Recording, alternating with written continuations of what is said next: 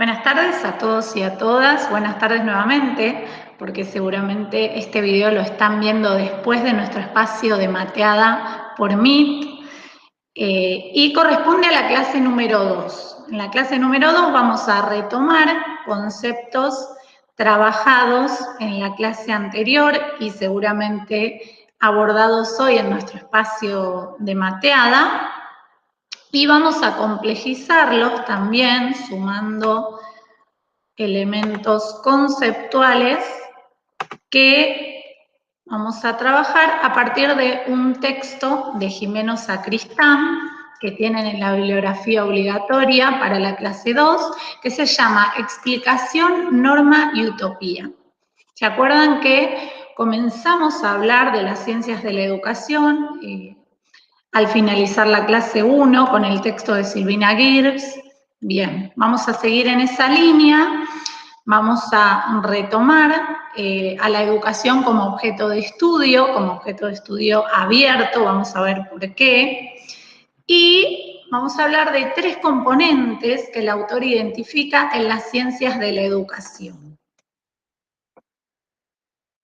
¿Se acuerdan que habíamos dicho en la clase pasada que las ciencias de la educación integran aportes conceptuales de diferentes disciplinas para poder explicar el hecho educativo? Y hemos pensado en aportes de la psicología, de la sociología, de la política, de la etnografía, y que van a ser integrados por las ciencias de la educación.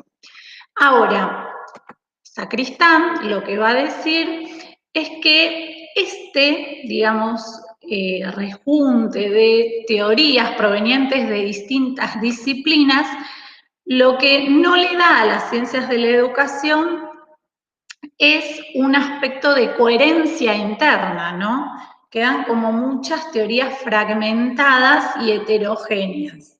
Entonces va a comenzar hablando de las ciencias de la educación de esa manera, como que va en camino, pero todavía le falta una coherencia interna a las mismas para dejar de ser fragmentos de distintas disciplinas.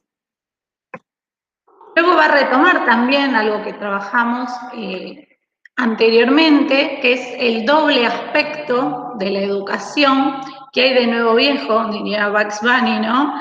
Que sería, por un lado, el aspecto reproductor de los estados socioculturales, digamos, conseguidos, y por el otro lado, la innovación, ¿sí? La innovación cultural, lo nuevo, la transformación. Bueno, acá se vuelve a retomar este doble aspecto de la educación y al tener en cuenta la innovación, lo que el autor va a decir es que esto supone al hombre y a la cultura como objetos en expansión. Por eso sería la educación un objeto complejo abierto.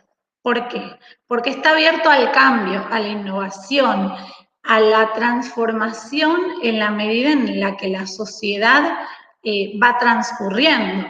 No es un objeto acabado, digamos, es un objeto inacabado.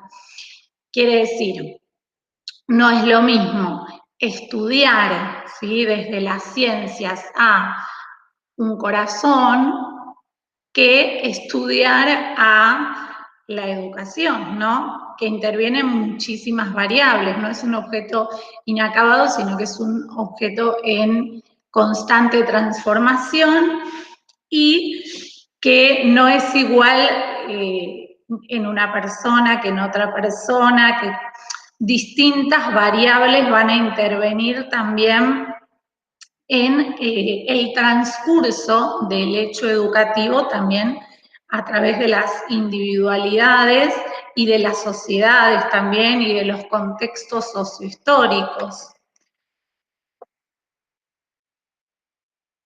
Luego vamos a abordar 3 componentes esenciales de las ciencias de la educación que van a ser mencionados por el autor, que son la explicación, la normatividad y la utopía.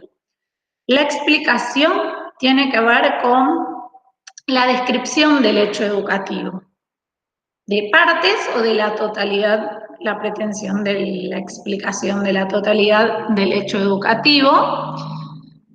Por el otro lado, en consonancia con eso, tenemos la normatividad, que tiene que ver con los métodos. ¿Se acuerdan que lo vimos en la clase anterior también? Esto de que las ciencias de la educación habían nacido, de que la pedagogía, perdón, había nacido desde, digamos, un tinte más normativo, que enseñar, cómo enseñar, ¿no?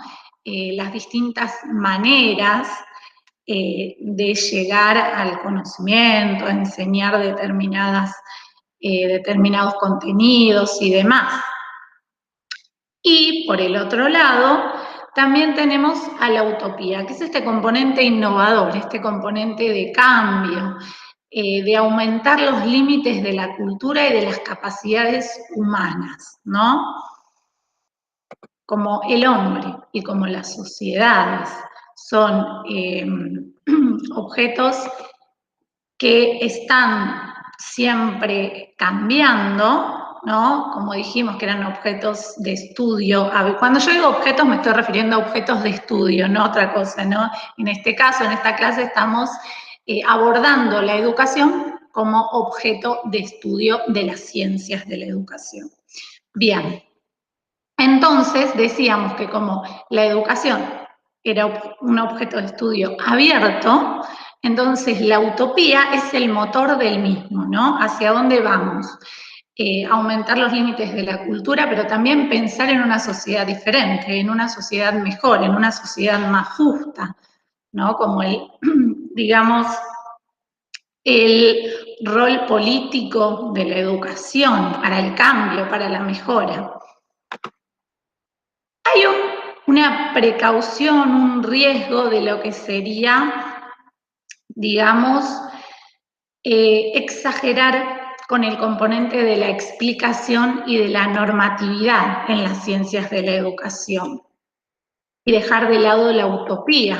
Porque si yo exagero las explicaciones del hecho educativo como un hecho que ya está dado, lo que estoy haciendo es reproducir una realidad determinada. No aparece el cambio. Si yo exagero en describir algo que hay y presentar líneas de acción para continuar enseñando de esa manera, estoy dejando de lado el cambio y la innovación. Estoy dejando de lado el componente utópico. Entonces, ¿qué pasa? Se acentúa la faceta reproductiva de la educación, ¿sí? Y también hay una limitación metodológica en el estudio de la educación. ¿Por qué? Lo mismo que decíamos antes. Uno estudia y observa desde una determinada perspectiva. Uno observa una parte de la realidad, porque no se observa la realidad en su totalidad, sino una porción de la misma que es analizada por una persona, ¿no? Por un grupo de personas, es analizado desde los ejes de pensamiento del observador, o sea, del que lo estudia, que estudia una porción de la realidad, y que estudia ya con determinados intereses, con determinadas, bueno, hipótesis previas y demás. Entonces hay una limitación metodológica, tampoco es lo mismo estudiar el comportamiento de el ser humano, el cuerpo humano a una determinada sustancia, por ejemplo, desde lo médico, que estudiar la educación, la sociedad. Es diferente, ¿no? Es diferente porque el cuerpo humano no es lo mismo que la educación y cómo el ser humano interviene y qué es lo que hace con eso y cómo se va desarrollando en sociedad. Intervienen muchas más variables, tienen que ver con métodos de abordaje científicos propios de las ciencias humanas y en particular de la educación, que interpreta el hecho educativo, pero a medida que lo va transitando también. O sea, estamos estudiando algo que lo vamos transitando y lo vamos ejerciendo, digamos. Entonces, no es lo mismo, hay una limitación metodológica que tiene que ver con todo esto que estamos hablando. No podemos generalizar tampoco algo que surge de un estudio, de una situación particular, de un contexto particular, hacia todo el resto. Por eso el exceso de normativa, ¿no?, de explicación y normatividad, tiene estos problemas, y más en lo que serían las ciencias humanas y las ciencias de la educación en particular. Por eso mismo, tienen que nutrirse de la utopía, ¿sí?, del componente ético, político, de cambio, de innovación, de reproducir lo que ya está o abordar nuevas posibilidades, nuevas alternativas, hacia una sociedad más justa, mejor, más igualitaria, ¿sí?, guiada por determinados valores éticos. Este componente de valor tiene que estar. Bien.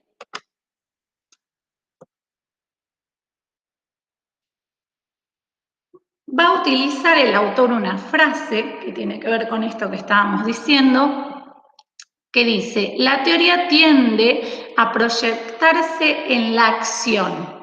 La teoría tiende a proyectarse en la acción. Y va a ser esa acción, piensen esto que decíamos, la acción educativa, la que va a dar motivos a la creación de teoría. Bien, les propongo pensar ahora, si la acción educativa va a dar motivos a la creación de teoría, ¿cuáles son los que producen teoría, muchas veces no de forma sistemática, pero producen teoría, analizando sus prácticas? Los y las docentes, quienes a través del hecho educativo reflexionan, ¿no?, piensan, a ver, ¿qué pasó?